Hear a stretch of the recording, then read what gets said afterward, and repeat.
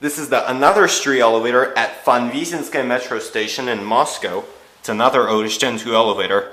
There are only the street elevators, no platform elevators here.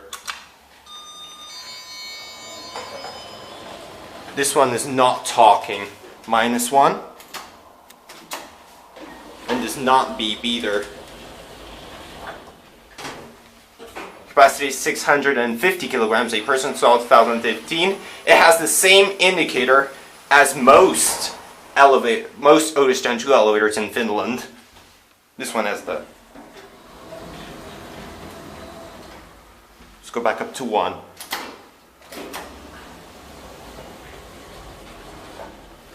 This one has the correct floor numbering. Cab view. Very basic piece of shit Otis Gen2 elevator. Fixtures, Resista. Even the floors sounds a joke. And the shaft lights are on, as you can clearly see. Watch the door close. There it goes, and that's it.